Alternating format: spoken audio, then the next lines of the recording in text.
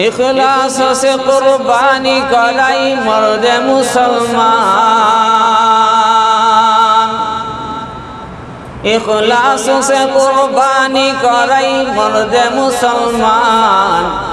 तुम शौक से कुर्बानी करो बंदाए रहमान, तुम शौक से कुर्बानी करो बंदाए रहमान।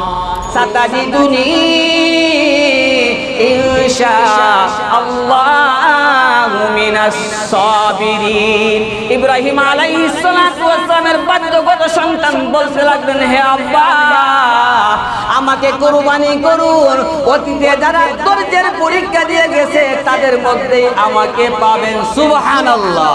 বাপকা বেটা সিপাही का गुरा, বাপকা বেটা সিপাही का गुरा, बहुत ना हो तो तुरा तुरा, बहुत ना हो तो तुरा तुरा। বাপ যদি ভালো হয় সন্তানটা ভালো হবে, মা যদি ভালো হয় মেয়ে সন্তানটা ভালো হবে। এই জন্য দেখবেন পর্দার অন্তরের মা যখন নামাজের ভিতরে দাঁড়ায় সন্তানটাও কিন্তু নামাজের ভিতরে দাঁড়াইয়া যায়। আসসালামু আলাইকুম ওয়া রাহমাতুল্লাহি ওয়া বারাকাতুহু। আলহামদুলিল্লাহ, আলহামদুলিল্লাহি ওয়া কাফা ওয়াসসালাতু ওয়াসসালামু আলা রাসূলিহিল মুজতাবা খুসুসান আলা সাইয়্যিদিনা মুহাম্মাদিনিল মুস্তাফা।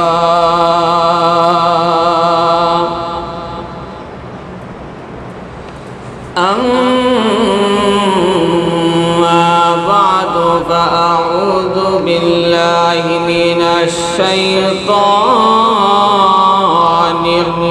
الرجيم. بسم الله الرحمن الرحيم.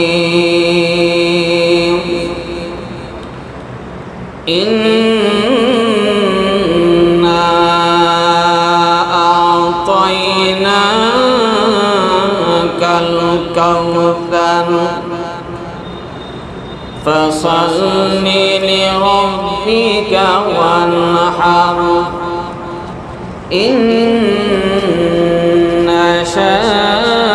شانئك هو الأبتر. إن الله وملائكته يصلون على النبي يا أيها الذين آمنوا صلوا عليه وسلموا تسليما. صلى الله على سيدنا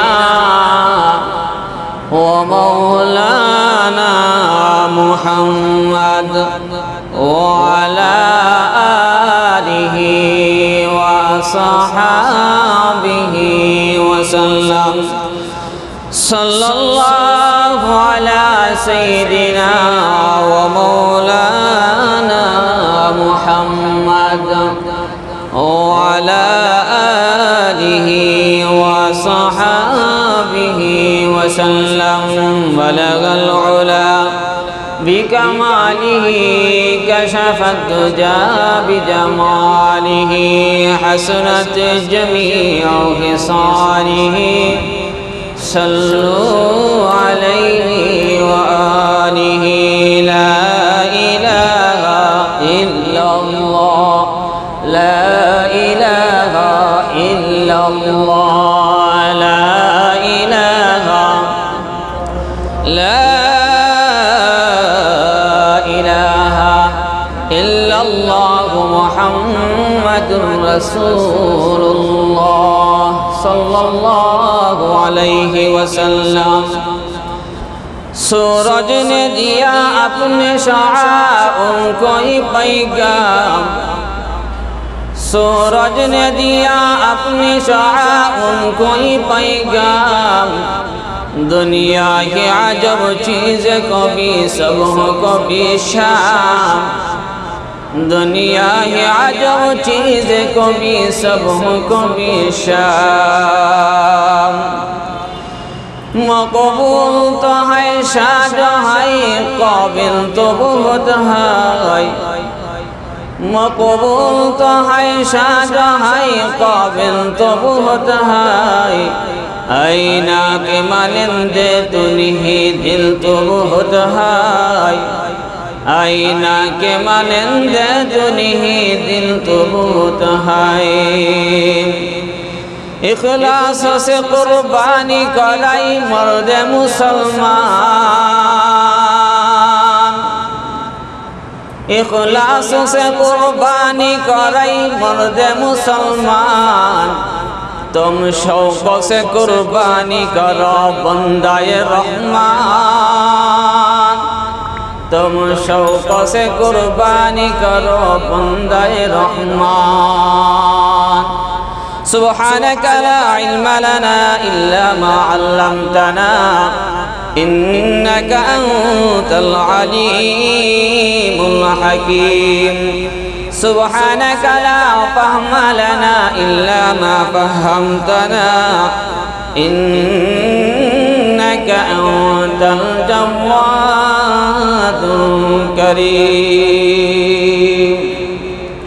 अल्हम्दुलिल्लाह गाजीनगर बड़ मस्जिदेर सम्मानित मुसल्लियाने केराम मुरब्बियाने आज़ाम कुरआन प्रेमिक हादिस प्रेमिक मुसलमान भाइरा सर्वप्रथमेই মহান রব্বুল আলামিনের আলিশান দরবারে অসংখ্য শুকরগুজার হচ্ছি যে মনি অত্যন্ত দয়া করে মহব্বত করে আমাদেরকে জুমার আগে আগে সবাই একত্রিত হয়ে বসে আমাদের জীবন গঠনমূলক পাঠ্য সংগ্রহ করার তৌফিক দান করেছেন এজন্য মন প্রাণ খুলে আকাশ আর বাতাসকে মুখরিত করে হৃদয়ের সমস্ত আবেগ আর ভালোবাসাকে উজাড় করে দিয়ে সকলে উচ্চ আওয়াজে বলছি আলহামদুলিল্লাহ আরো জোরে পড়ি আলহামদুলিল্লাহ কুরবানির আলোচনা চলছিল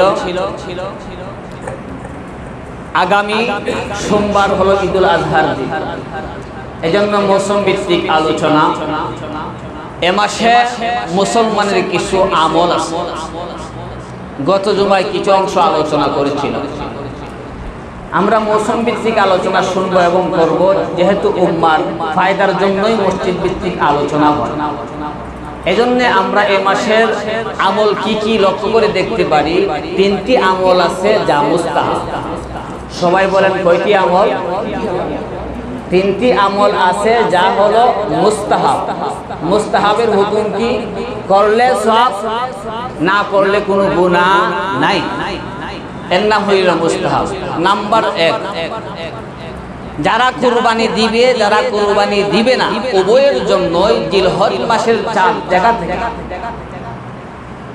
তার হাত পায়ের নখ চুল না কাটা হইল মুস্তাহাব জিলহজ মাসের 4 জায়গা থেকে জিলহজ মাসের 10 তারিখ কুরবানি পর্যন্ত কুরবানি পরে ওই নখগুলা চুলগুলা কাটা হইল মুস্তাহাব নাম্বার 2 জিলহজ মাসের প্রথম দিন থেকে 9 তারিখ পর্যন্ত রোজা রাখা জিলহজ মাসের প্রথম দিন থেকে 9 তারিখ পর্যন্ত 9টা রোজা রাখা একটি রোজার সওয়াব রাসূল বলেন যে নাকি জিলহজ মাসের একটি রোজা রাখলো আল্লাহ পাক রব্বুল আলামিন তার নামায়ে আমলে দীর্ঘ 1 বছর রোজা রাখার সওয়াব দান করেন সুবহানাল্লাহ আমরা শাওয়াল মাসে 6টি রোজা রাখি 6টি রোজা রাখলে সারা বছর আল্লাহ তাআলা রোজা রাখার সওয়াব দান করেন এই রোজাগুলো অনেকেই রাখি চেষ্টা করি রাসূল বলেছেন মান সামা রমাদান সিত্তাম মিন শাওয়াল কানা কাসিয়ামিদ দাহ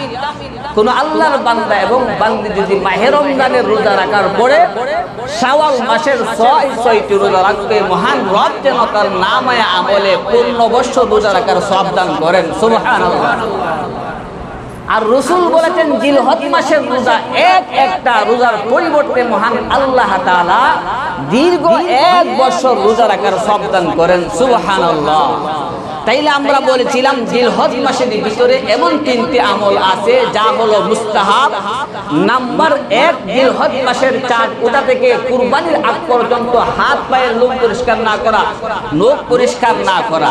নাম্বার 2, জিলহজ মাসের 1 তারিখ থেকে নিয়ে 9 তারিখ পর্যন্ত রোজা রাখা, বিশেষ করে আরাফার রোজা রাখা। আরাফার রোজা রাখলে কি হবে? রাসূল বলেছেন কোন আল্লাহর বান্দা এবং বান্দি যদি আরাফার রোজা 9 তারিখে রোজাবত পালন করে, মহান আল্লাহ পাক রব্বুল আলামিন তার আগের 1 বছরের গুনাহ, পরবর্তী আরেক বছরের গুনাহ মহান আল্লাহ মাফ করে দেয়। আওয়াজ করে বলেন সুবহানাল্লাহ। তাইলে আমরা পাইলাম জিলহজ মাসের ভিতরে এমন তিনটি আমল আছে যে আমলগুলো করা হইল মুস্তাহাব। নাম্বার 1, হাত পায়ের নখগুলা না কাটা। নাম্বার 2, রোজা রাখা। নাম্বার 3 হইল এই মাসের ভিতরে বেশি বেশি নফল নামাজ আদায় করা, নফল তিলাওয়াত করা, তাসবিহ তাহলিল আদায় করা, তাকবীর পড়া, আল্লাহু আকবার আল্লাহু আকবার, লা ইলাহা ইল্লাল্লাহু আল্লাহু আকবার আল্লাহু আকবার ওয়ালিল্লাহিল হামদ। এই হইল 3টা হইল নফল, আরো আছে 3টা হইল ওয়াজিব। এই মাসের ভিতরে 3টা কাজ হইল নফল মুস্তাহাব, আর বাকি 3টা হইল ওয়াজিব। নাম্বার 1, জিলহজ মাসের 9 তারিখ ফজর থেকে নিয়ে 13 তারিখ আসর পর্যন্ত মোট 23 ওয়াক্ত ফরজ নামাজের পরে প্রত্যেকটা প্রাপ্তবয়স্ক পুরুষ হোক কিংবা নারী হোক, প্রত্যেকের জন্য সালাম ফেরানোর সাথে সাথে কথাবার্তা না বলে আল্লাহু আকবার আল্লাহু আকবার, লা ইলাহা ইল্লাল্লাহু আল্লাহু আকবার আল্লাহু আকবার ওয়ালিল্লাহিল হামদ, এই তাকবীরটা পাঠ করা হইল ওয়াজিব। নাম্বার 2, যাদের কুরবানি দেওয়ার সামর্থ্য রয়েছে তাদের উপরে আল্লাহ পাক রব্বুল আলামিন কুরবানি ওয়াজিব করেছেন। তাইলে বোঝা গেল 2 নম্বর ওয়াজিব হইল কুরবানি যাদের উপরে ওয়াজিব তারা যেন কুরবানি আদায় করে। রাসূলের হাদিস থেকে পাওয়া যায় কোন ব্যক্তির যদি মান ওয়াজাদা সাআতুন, কুরবানি দেওয়ার সামর্থ্য থাকে, ওয়ালাম ইউহি, সে কুরবানি করলো না, রাসূল বলেন ফালা ইয়াকরাবান্না মুসাল্লানা, ওই ব্যক্তিটা যেন আমাদের ঈদগাহের দ্বারে কাছেও না আসে। করেন না নাউজুবিল্লাহ। এত বড় দমকি যার সামর্থ্য থাকা সত্ত্বেও আল্লাহর হুকুম কুরবানির বিধান আদায় করলো না, তার জন্য নামাজের কোনো প্রয়োজন নাই। এই জন্য হযরত আয়েশা সিদ্দিকা রাদিয়াল্লাহু তাআলা আনহা বলেন কুরবানির দিনের ভিতরে সবচেয়ে উত্তম আমল হইল আল্লাহর রাস্তায় রক্ত প্রবাহিত করা। পড়েন সুবহানাল্লাহ। তাইলে আমরা পাইলাম এই জিলহজ মাসের ভিতরে 3টি এমন কাজ আছে যা হইল ওয়াজিব। 1 নাম্বার আল্লাহর রাস্তায় কুরবানি দেয়া, 2 নাম্বার ঈদুল আজহার নামাজ পড়া, 3 নাম্বার 1 নাম্বার কুরবানি দেয়া, 2 নাম্বার ঈদুল আজহার নামাজ, 2 নাম্বার 1 নাম্বার তাকবীরে তাশরিক আদায় করা, 2 নাম্বার ঈদুল আজহার নামাজ পড়া, 3 নাম্বার হইল কুরবানি দেয়া। তাইলে আমরা আলোচনার সারমর্ম পাইলাম এই মাসের ভিতরে আমল হইল 6টির ভিতরে 3টি হইল মুস্তাহাব, 3টি হইল ওয়াজিব। মুস্তাহাব আমল কি? অঙ্গ প্রত্যঙ্গের নখ এগুলা না কাটা। নাম্বার 2, নফল রোজা রাখা 1 তারিখ থেকে 9 তারিখ পর্যন্ত, বিশেষ করে আরাফার রোজা। নাম্বার 3, নফল বন্দেগী বেশি পরিমাণে করা, জিকির আজকার করা, কোরআন তেলাওয়াত করা। ওয়াজিব পাইলাম 3টা, আল্লাহর রাস্তায় 5 ওয়াক্ত নামাজের পরে তাকবীর আদায় করা, 9 তারিখ ফজর থেকে নিয়ে 13 তারিখ আসর পর্যন্ত, 2 নাম্বার ঈদুল আজহার নামাজ আদায় করা, 3 নাম্বার আল্লাহর রাস্তায় কুরবানি দেয়া। এই জন্য আসুন আল্লাহর নবী বিশ্বনবী রাহমাতুল লিল আলামিনকে সাহাবায়ে কেরাম জিজ্ঞেস করলেন মা হাযিহিল আযাহি, ওগো আল্লাহর নবী কুরবানি এটা কি? আমরা যে কুরবানি করব আল্লাহর রাস্তায় গরু জবাই করব এটা কি? রাসূল বললেন সুন্নাত আবিকুম ইব্রাহিম, এটা হইল আমাদের জাতির পিতা হযরত ইব্রাহিম আলাইহিস সালাতু ওয়াস সালামের সুন্নাহ। সুবহানাল্লাহ। ইব্রাহিম আলাইহিস সালাতু ওয়াস সালামের পদ্ধতি। তাইলে আমরা বুঝলাম কুরবানি হইল ইব্রাহিম আলাইহিস সালাতু ওয়াস সালামের সুন্নাহ। ইব্রাহিম আলাইহিস সালাতু ওয়াস সালামের সুন্নাহ কি একটু খেয়াল করবেন। ইব্রাহিম আলাইহিস সালাতু ওয়াস সালাম নিজ সন্তানকে কুরবানি দেওয়ার ইরাদা করেছিলেন। তাইলে বোঝা গেল ইব্রাহিমের সুন্নাহ হইল সন্তানকে কুরবানি দেওয়া, সন্তানকে কুরবানি দেওয়া। ইনশাআল্লাহ সামনের আলোচনায় আসবে। ইব্রাহিম আলাইহিস সালাতু ওয়াস সালামের ইতিহাসের দিকে আমরা যদি লক্ষ্য করি, গত জুমায় আলোচনা করেছিলাম, বলেছিলাম কুরবানির ইতিহাস হইল দুইটা। একটা হইল পৃথিবীর একটা আদিকালের একটা ইতিহাস, আরেকটি হইল হযরত ইব্রাহিম আলাইহিস সালাতু ওয়াস সালামের ইতিহাস। ইব্রাহিম আলাইহিস সালাতু ওয়াস সালামের জীবনী আমরা শুরু থেকে শুনতেছিলাম। ইব্রাহিম আলাইহিস সালাতু ওয়াস সালাম যখন হকের কথা বললেন, নমরুদ এত বড় আগুন প্রজ্বলিত করলো, যার মধ্যে ইব্রাহিম আলাইহিস সালাতু ওয়াস সালামকে পালানো হলো। ইব্রাহিম আলাইহিস সালাতু ওয়াস সালাম দীর্ঘ 40 দিন আগুনের মধ্যে ছিলেন, জান্নাতি খাবার খেয়েছিলেন, জান্নাতের পোশাক পরিধান মহান আল্লাহ পাক রব্বুল আলামিন করিয়েছিলেন। এই জান্নাতি খাবার খেয়ে জান্নাতি পোশাক পরিধান করে আগুনের ভিতরে ইব্রাহিম আলাইহিস সালাতু ওয়াস সালাম দীর্ঘ 40 দিন পরে নিরাপদে বাহির হয়ে আসছেন। একটা পশমও পরে নাই। পড়েন না সুবহানাল্লাহ। আল্লাহ পাক রব্বুল আলামিন ইব্রাহিম আলাইহিস সালাতু ওয়াস সালামের সম্পর্কে বলেন, ওয়াকালা ইন্নী যাহিবুন ইলা রাব্বি সায়াহদিন। ইব্রাহিম আলাইহিস সালাতু ওয়াস সালাম বলতে লাগলেন, আমি এমন দিকে যাব যেই দিকে গেলে মহান আল্লাহ পাক রব্বুল আলামিন আমার পথের দিশা দিবেন। পড়েন সুবহানাল্লাহ। ইব্রাহিম আলাইহিস সালাতু ওয়াস সালাম নমরুদের এলাকা থেকে বাইরে হয়ে গেলেন। প্রতিমধ্যে বিবাহের কার্য সম্পাদন করার পরে আল্লাহ পাক রব্বুল আলামিনের কাছে দোয়া করলেন, রব্বি হাবলি মিনাস সালিহিন। সবাই দোয়াটা পড়েন, রব্বি হাবলি মিনাস সালিহিন। হে রব, আমাকে একটা আপনি সুসন্তান দান করুন। সুসন্তান কামনা করবেন, কারণ দেখবেন সন্তানের কারণে কিন্তু বাবা মা কোনো সময় বেইজ্জতি হতে হয়। কথা বলেন ঠিক না বেঠিক? এই জন্য আপনার কলিজার টুকরা সন্তান, এই সন্তান আল্লাহ তাআলার কাছে দোয়া করে আনতে হবে, রব্বি হাবলি মিনাস সালিহিন। হে আল্লাহ, আমাকে একটা সুসন্তান দান করুন। আল্লাহ পাক রব্বুল আলামিন ইব্রাহিম আলাইহিস সালাতু ওয়াস সালামের দোয়া কবুল করতে দেরি হয় নাই। সাথে সাথে আল্লাহ পাক রব্বুল আলামিন বলেন, ফাবাশশারনাহু বিগুলামিন হালিম। আল্লাহ পাক রব্বুল আলামিন বলেন, ইব্রাহিম দোয়া করেছো সুসন্তান, আমি তোমাকে একটা ধৈর্যশীল সন্তানের সুসংবাদ দিয়া দিলাম। দোয়া কবুল হয়ে গেছে। আল্লাহ পাক রব্বুল আলামিনের নবী ইব্রাহিম আলাইহিস সালাতু ওয়াস সালাম দোয়া করলেন, তো আল্লাহ পাক রব্বুল আলামিন একটা সুসংবাদ দিলেন, তোমাকে একটা সন্তান দিলাম যার নাম হলো ইসমাঈল আলাইহিস সালাতু ওয়াস সালাম। নির্বাসন দেওয়া হলো, আপনারা জানেন। দীর্ঘদিন চলে গেল।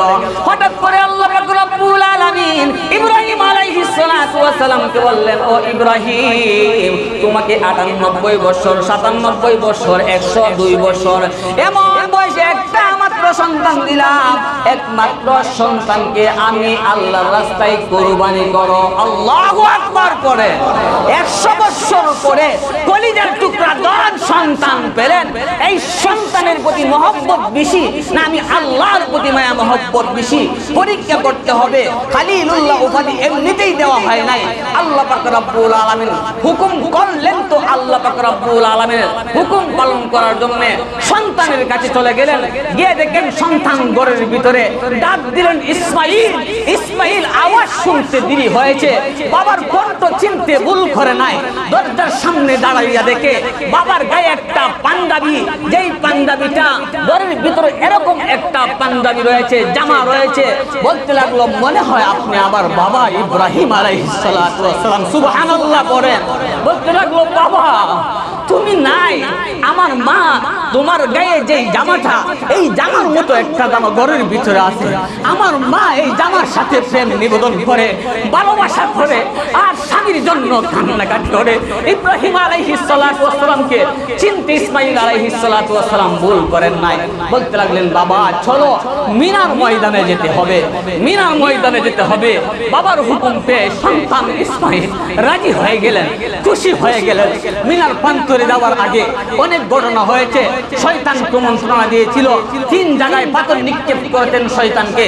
হাজী সাহেব যারা আছেন হজ্জে গিয়ে কঙ্কর নিক্ষেপ করতে হয়, এই ইতিহাসের দিকেই লক্ষ্য করে আল্লাহ পাক রব্বুল আলামিন ইব্রাহিম আলাইহিস সালাতু ওয়াস সালামের ইতিহাসকে স্মরণ রাখার জন্য এই বিধান দিয়েছেন। বলেন সুবহানাল্লাহ। মিনার ময়দানে গিয়ে ইব্রাহিম আলাইহিস সালাতু ওয়াস সালাম বলতে লাগলেন, ফালাম্মা বালাগা মা'আহু সা'য়া ক্বালা ইয়া বুনাইয়া। সন্তান যখন এমন অবস্থায় হয়ে গেল, বাবার সাথে দৌড়াদৌড়ি করতে পারে, বাবার সাথে কাজকর্মের ভিতরে সহযোগিতা করতে পারে, একমাত্র সন্তান ইসমাঈল আলাইহিস সালাতু ওয়াস সালামকে বাবা বলতে লাগলেন, ইয়া বুনাইয়া, হে আমার আদরের সন্তান। বলেন তো প্রত্যেকের সন্তানের প্রতি মহব্বত আছে না নাই? হে আমার আদরের সন্তান, ও আমার জাদুমণি কলিজার টুকরা, ইয়া বুনাইয়া ইন্নী আরা ফিল মানামি, আমি স্বপ্নে দেখেছি আযবাহুকা, তোমাকে জবেহ করছি, ফানজুর মা তারা, তুমি চিন্তা করে বলো তোমার অভিমত কি। ইব্রাহিম আলাইহিস সালাতু ওয়াস সালামের সন্তান ইসমাঈল আলাইহিস সালাতু ওয়াস সালাম দেখে বলেন, বাবা আপনি তো আল্লাহর পয়গম্বর, আপনি তো আল্লাহর নবী, আপনার স্বপ্ন মিথ্যা হতে পারে না, নবীদের স্বপ্ন তো ওহী হয়। ক্বালা ইয়া আবাতি ফাল মা তুমার, হে আমার আদরের আব্বু, আপনি যা স্বপ্নাদেশ হয়েছেন, স্বপ্নের মাধ্যমে যা আদেশ পেয়েছেন তাই করুন। সাতাজিদুনি ইনশাআল্লাহু মিনাস সাবিরিন। ইব্রাহিম আলাইহিস সালাতু ওয়াস সালামের বাধ্যগত সন্তান বলতে লাগলেন, হে আব্বা আমাকে কুরবানি করুন, অতীতে যারা ধৈর্যের পরীক্ষা দিয়ে গেছে তাদের মধ্যেই আমাকে পাবেন। সুবহানাল্লাহ। বাপকা বেটা সিপাই কা গুরা, বাপকা বেটা সিপাই কা গুরা, বহুত না হতো তুরা তুরা, বহুত না হতো তুরা তুরা। বাপ যদি ভালো হয় সন্তানটা ভালো হবে, মা যদি ভালো হয় মেয়ে সন্তানটা ভালো হবে। এই জন্য দেখবেন পর্দার অঞ্চলের মা যখন নামাজের ভিতরে দাঁড়ায়, সন্তানটাও কিন্তু নামাজের ভিতরে দাঁড়াইয়া যায়। ফেরেশতারা দেখে বলে, আল্লাহ সন্তান কি বলে না বলে শুধু তো মুখ নাড়ায়। আল্লাহ বলেন, দেখো সন্তানের মা কি বলে। ফেরেশতারা দেখে বলে, সন্তানের মা পড়তেছে আলহামদুলিল্লাহি রাব্বিল আলামিন। আল্লাহ পাক রব্বুল আলামিন দেখে বলেন, আমার ফেরেশতারা মার নামে আমলের যত সব হয় সম পরিমাণ সব বাচ্চার নামে আমলে করে দাও। সুবহানাল্লাহ। কিন্তু নাবালক বাচ্চার তো আমল নামা নাই। আল্লাহ পাক রব্বুল আলামিন বলেন, সন্তানের আমল নামাটাই ট্রান্সফার কইরা মায়ের আমল নামায় দিয়া দাও। সুবহানাল্লাহ বলে। এই জন্য বাপ যখন যেমন হয় সন্তানটাও তেমন হয়। কথা বলেন ঠিক না বিঠিক? পালাইয়া আবাদি পালমা তুম্মা সাতাজিদুনি ইনশাআল্লাহু মিনাস সাবিরিন। ইব্রাহিম আলাইহিস সালাতু ওয়াস সালাম বললেন, সন্তান আমি তোমাকে জবেহ করব, কুরবানি করব, কুরবানি। এখন চিন্তা ভাবনা করে বলো, ইব্রাহিম আলাইহিস সালাতু ওয়াস সালাম এই কথার উদ্দেশ্য এই নয় যে সন্তান রাজি হলে কুরবানি দিব, রাজি না হলে কুরবানি দিব না, এই নয়। ইব্রাহিম আলাইহিস সালাতু ওয়াস সালামের নিয়ত ছিল, আমি যেহেতু আল্লাহর প্রেমে পাগল হইয়া খলিলুল্লাহ উপাধি পেয়েছি, আল্লাহর প্রেমে পাগল হইয়া নমরুদের আগুনে জাপ দিয়ে খলিলুল্লাহ উপাধি লাভ করেছি, আমার সন্তানটাও যেন জবে হইয়া জবিহুল্লাহ উপাধি লাভ করতে পারে। পড়েন না সুবহানাল্লাহ। সন্তানকে বললেন জবেহ করতে চাই। সন্তান ডাক দিয়ে বলল, পালাইয়া আবাতি ফালমা তুম্মা সাতাজিদুনি ইনশাআল্লাহু মিনাস সাবিরিন। পড়েন সুবহানাল্লাহ। ফালাম্মা আসলামা ওয়া তাল্লাহু লিল জাবিন।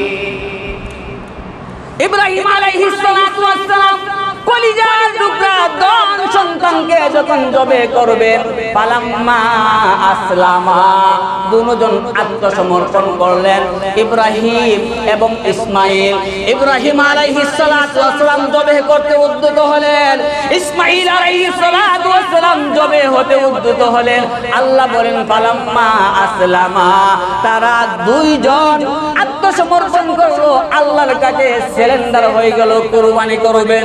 এমন সময় আল্লাহ পাক রব্বুল আলামিনের নবীর সন্তান ইসমাইল আলাইহিস সালাতু ওয়াস সালাম বলেন, বাবা আপনার কাছে আকুল আবেদন, জবে করার আগে আগে আমার গায়ের জামাটা খুলে ফেলুন, কারণ দেখেছি আপনি ছিলেন না মায়ের পাশে, তোমার জামাটা দেখে মা তোমার জামার সাথে প্রেম নিবেদন করেছে। আজকে আমি ইসমাইলকে মা পাবি না, এই জন্য আমার গায়ের জামাটা খুলে দেন, কারণ জবে করতে গেলে গায়ের মধ্যে জামার মধ্যে রক্ত মাখা জামা নিয়ে যদি মায়ের কাছে যাও আমার মা কষ্ট পাবে, অতএব জামাটা খুলে ফেলুন। দেখেন কান্না আমাকে ইতিহাস। ইব্রাহিম আলাইহিস সালাতু ওয়াস সালামের কাছে বলেন, আব্বা দুই নাম্বার আকুল আবেদন, আমার চেহারাটা নিচের দিকে রাখুন, আমাকে উপর করে শোয়ায় দিন, কারণ বাবা সন্তানের মহব্বত রয়েছে। যেই মুহূর্তে আপনি জবে করবা এমন পর্যায়ে বাবা এবং সন্তানের চেহারায় মিলন হয়ে যাবে, মহব্বত লাগতেই পারে, কারণ বাবা সন্তানের পরিচয়। মহব্বতের কারণে যদি আল্লাহর হুকুম আল্লাহর বিধান যদি পালন না করতে পারে, এই জন্য আমার চেহারাটাকে নিচের দিকে দিয়ে রাখবে।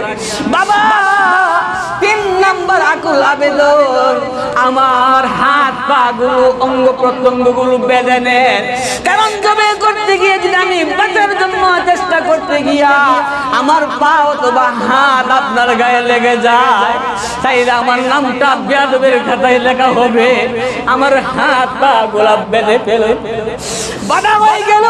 ইসমাইল আলাইহিস সালাতু ওয়াস সালাম আবার বাবাকে বলতেছেন, বাবা হাত পায়ের বাঁধনগুলা খুলে দেন, কারণ যদি হাত পা বেঁধে আমাকে জবে করা হয় তাইলে বোঝা যাবে আমি জবে হতে বাধ্য ছিলাম না, আমাকে বাধ্য করা হয়েছে।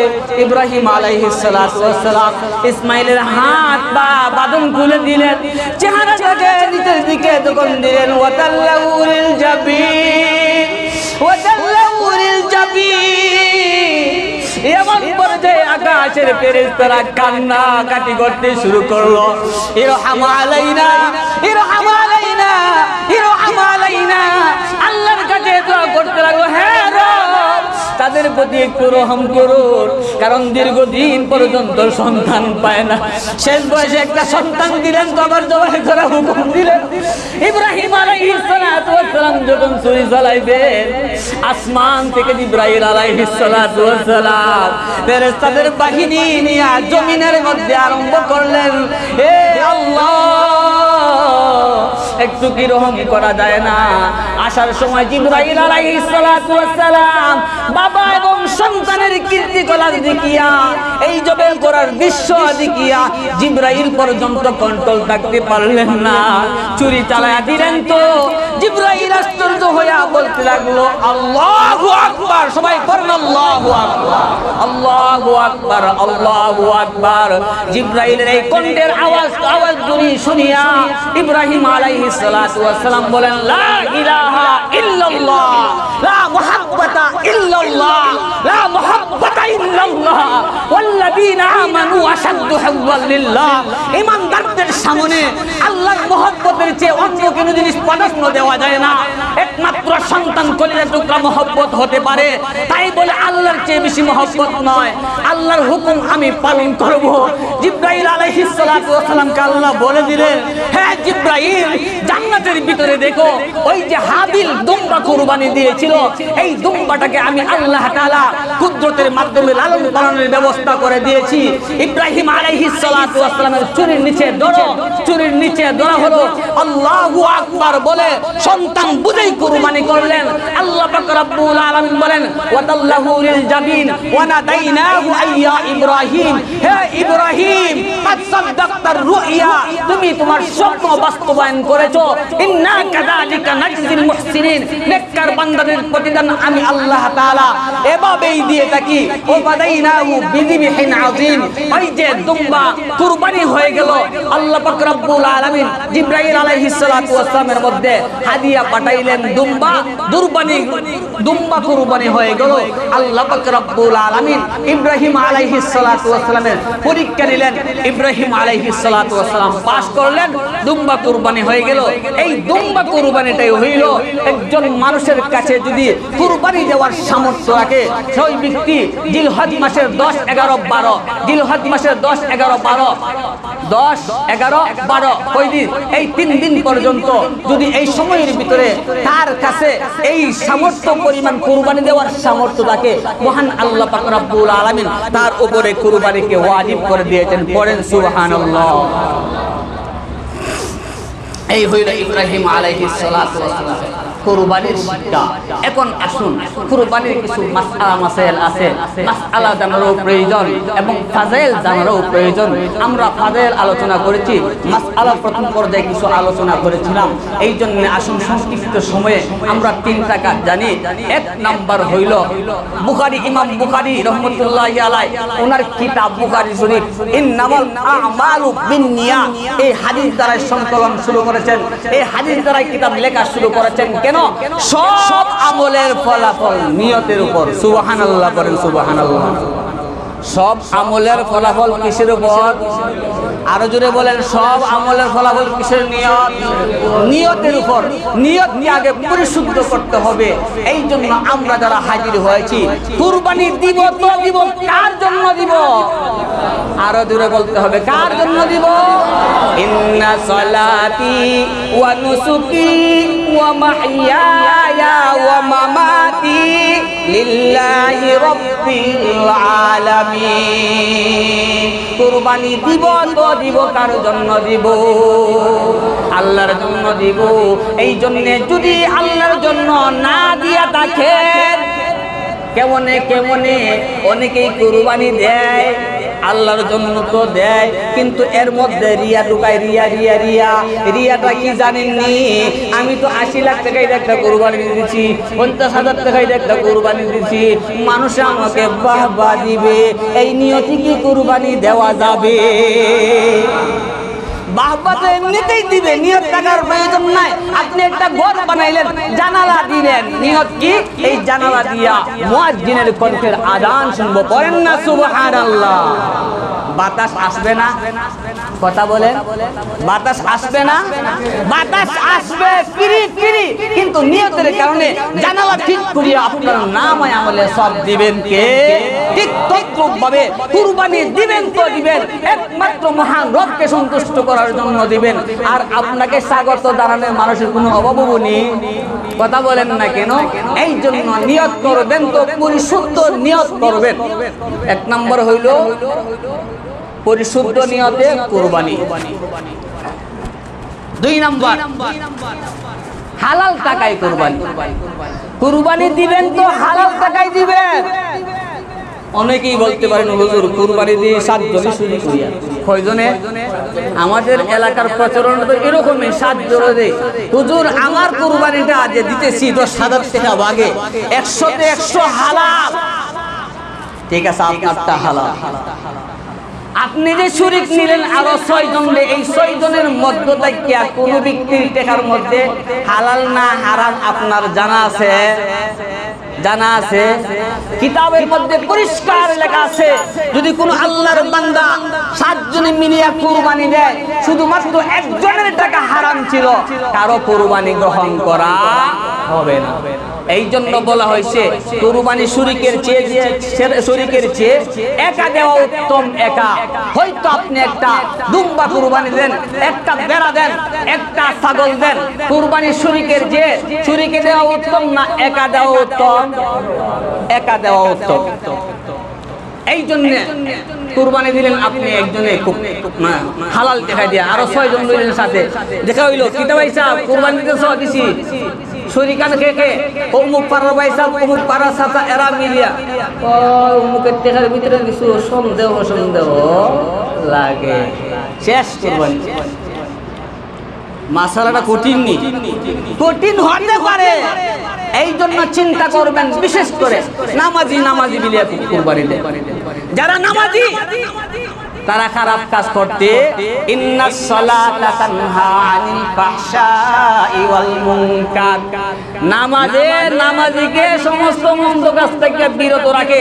তাইলে বোঝা গেল নামাজি যারা এরা সুদ খাইতে পারে না। এখন একটা প্রশ্ন, হুজুর নামাজও পড়ে কিছু সুদও খায়, তাইলে বোঝা গেল উনি নামাজি না।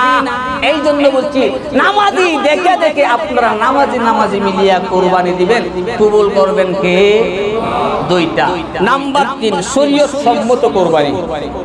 শরীয়ত সম্মত কুরবানি খালি কুরবানি দিলেই তো না, সূরা এক সাইডে হাতে ধরাই দিলেন, নেন কুরবানি দেন।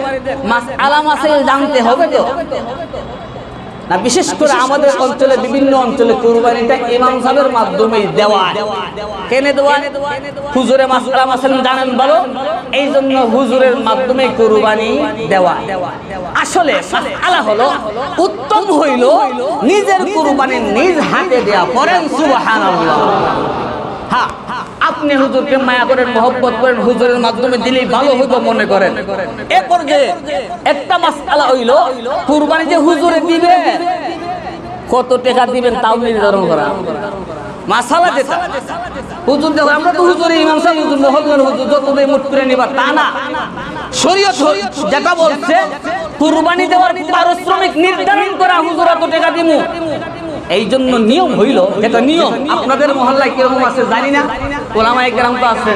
আসলে এখানে একটু দাঁড়াইয়া বলা যে ছোট গরু হইলে অত টাকা দিবে, বড় গরু হইলে অত টাকা দিবে, একটা দানায় জ্বালাইলো অথবা এটাই সুন্দর হয়। শরীয়ত সম্মত কুরবানি আরেকটা মাসালা। হুজুর আমার মতো হুজুর আর কি, ছোট মোটো হুজুর বড় সার টানছে। মৌলভীবাজার আসলাম 3 বছর, যে এলাকা মোটামুটি ধনী এলাকা, প্রত্যেকের বাড়ি বড় বড় আলামবা। এরা মসজিদ কমিটির পক্ষ থেকে 2টা তরবারি বাড়াইছে ইমাম মুয়াজ্জিনের জন্য, 2টা।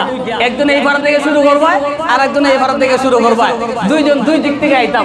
বড় বড় কুরবানি, বড় বড় গরু, খুব ভয় করে। আসলে আমিও কুরবানিতে ভয় করি, সবার তো সবকিছু পারে না, আমি একটু ভয় করবো। ইনশাআল্লাহ পারি, আল্লাহ পাক রব্বুল আলামিন আরো শক্তি সামর্থ্য দান করেন। কারণ ইব্রাহিমের সুন্নাহ জিন্দা করতেছি, করেন আল্লাহু আকবার। সাহসের প্রয়োজন আছে। এই জন্য ছোট মানুষ তো কুরবানি দিয়ে না করতে হলে হুজুর বলেন আমি দেই, কষাই বেটা আইয়া ছুরি টাইনে নিয়া ফুসানি শুরু করে। মনে রাখবেন, ছুরি যত জনে ধরবে, যদি 10 জনও ছুরির মধ্যে হাত লাগায়, 10 জনেই বিসমিল্লাহি আল্লাহু আকবার বলতে হবে।